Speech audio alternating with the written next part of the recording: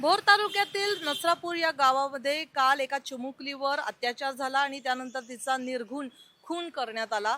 आज आपण नसरापूरमध्ये आहोत आणि नसरापूरमध्ये तुम्ही जर एकूण बघू शकत असाल तर भयान शांतता आपल्याला बघायला मिळत आहे।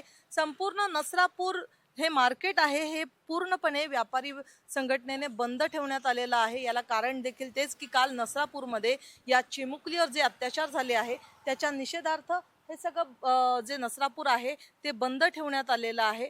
आज सकाळपासूनच अनेक ग्रामस्थांनी इथे मोर्चा केला आणि या नराधमाला आमच्या हाती द्या, आम्ही याला योग्य ती शिक्षा देऊ असं देखील त्यांनी सांगितलं किंवा या नराधमाचा एन्काउंटर करा किंवा याला चौकात फाशी द्या असं देखील संतप्त प्रतिक्रिया ग्रामस्थांची आपल्याला बघायला मिळालेली आहे। खरं तर नसरापूर हा खरं तर राजांच्या शिवाजी महाराजांच्या राजधानीतला एक भाग असं म्हणता येईल आणि या अशा ठिकाणी अशा घटना होणं हे अतिशय निंदनीय आहे असं नसरापूर वासियांचं म्हणणं आहे। खरं तर ही मुलगी धायरीमध्ये राहणारी आहे आणि ती सुट्ट्या लागल्या म्हणून आपल्या आजोळी नसरापूरमध्ये आली होती। दुपारच्या वेळेस ती राम मंदिराच्या परिसरात खेळत होती आणि परिसरात खेळता खेळता हा नराधम तिला म्हणाला की मी तुला गोठ्यातलं गाईचं वासरू दाखवतो असं म्हणून तिला त्या गोठ्यात घेऊन गेला।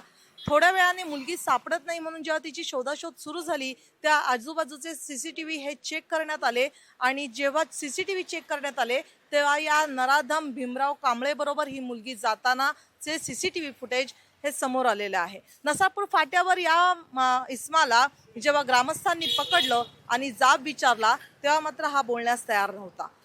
112ला जेव्हा कॉल करण्यात आला तेव्हा पोलीस आले। पोलिसांनी या नराधमाला जेव्हा जाब विचारला तेव्हा मात्र याने आपल्या गुन्ह्याची कबुली दिली। या मुलीवर त्याने अत्याचार करून या मुलीचा मृतदेह त्याच गोठ्यातल्या शेणाखाली त्याने झाकून ठेवला होता। या मुलीची अतिशय निर्घृणपणे दगडाने तोंड ठेचून हत्या करण्यात आली होती। दिसणारं हे चित्र अतिशय भयानक असं होतं असं प्रत्यक्षदर्शींचं म्हणणं होतं। अंगावर काटा उभा राहील असं या मुलीची संपूर्ण अवस्था होती।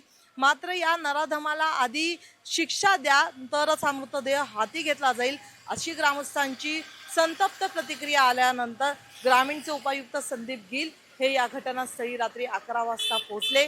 त्यांनी ग्रामस्थांची समजूत घातली आणि हा मृतदेह त्यांच्या नातेवाईकांकडे देण्यात आला।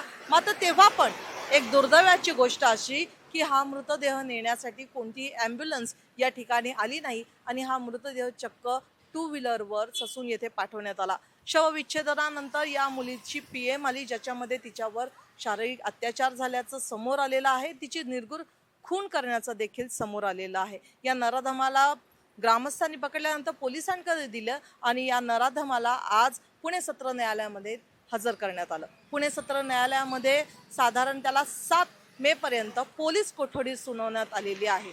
परंतु ज्या प्रकारे आता खासदार सुप्रिया सुळे येऊन गेल्या, आमदार रोहित पवार येऊन गेले, आमदार शंकर येऊन गेले, संग्राम खोपटे येऊन गेले, या सगळ्यांनी एक आश्वासन दिलं होतं की हा जो काही ही काही केस आहे ही आपण फास्ट ट्रॅकवर चालवू आणि लवकरात लवकर या मुलीला न्याय कसा मिळेल याच्याकडे बघू।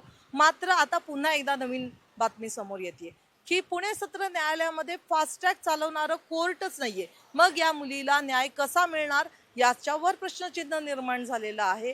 एकूणच ही जी घटना घडली आहे ती 1 मेच्या रोजी घडलेली आहे आणि अतिशय ही दुर्दैवी घटना म्हणता येईल। जिथं एकीकडे आपण गिनीज बुक ऑफ रेकॉर्ड करून मिसिंग लिंकचं उद्घाटन केलं तिथंच दुसऱ्या ठिकाणी महाराष्ट्राला काळीमा फासणारा नसरापूरमध्ये हा जो प्रकार घडलेला आहे।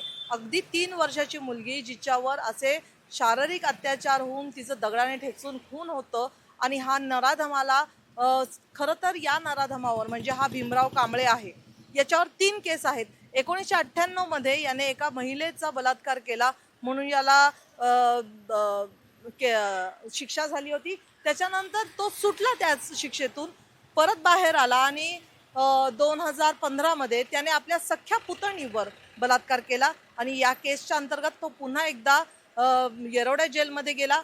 आता तो या सगळ्या गोष्टीतून बाहेर पडला जामिनावर, त्याला त्याच्या गावातून बाहेर काढण्यात आला आणि मग तो इकडे तिकडे छोटी मोठी कामं शोधत नसरापूरमध्ये दाखल झाला। नसरापूरमध्ये मंदिराचं काम चालू आहे, तिथं हा मजूर म्हणून काम करत होता आणि या चिमुकलीला गोठ्यात तुला गाईचं वासरू दाखवतो म्हणून घेऊन गेला आणि तिच्या अत्याचार केला। अतिशय क्रूर अशी या मानसिकता असलेल्या या माणसाला लवकरात लवकर फाशी द्यावी असं देखील सुप्रिया सुळे आणि ग्रामस्थांचं म्हणणं आहे। याच्यावर आता देवेंद्र फडणवीस जे महाराष्ट्राचे मुख्यमंत्री आहे यांची देखील संतप्त प्रतिक्रिया आलेली आहे।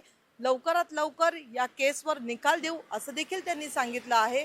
मात्र आता या केसवर काय तोडगा निघतोय हे बघणं महत्त्वाचं राहील। यामधली अजून एक गोष्ट सांगते की ही जी मुलगी आहे ही ब्राह्मण घरातली आहे, तिचे वडील भिक्षुकी करतात आणि हा जो माणूस आहे जो भीमराव कांबळे आहे, जातपातीचं इथं राजकारण नाही परंतु तो मातंग समाजाचा आहे। त्याच्यामुळे पुन्हा एकदा जातीपातीचं राजकारण न करता परंतु असे प्रकार जर समाजात होत असतील तर याला कुठेतरी रोखलं गेलं पाहिजे, हे देखील तितकंच महत्त्वाचं आहे। व्हिडिओ जर्नलिस्ट रोहित वनकटेसह प्रतीक्षा पारखी, LS मराठी, पुणे।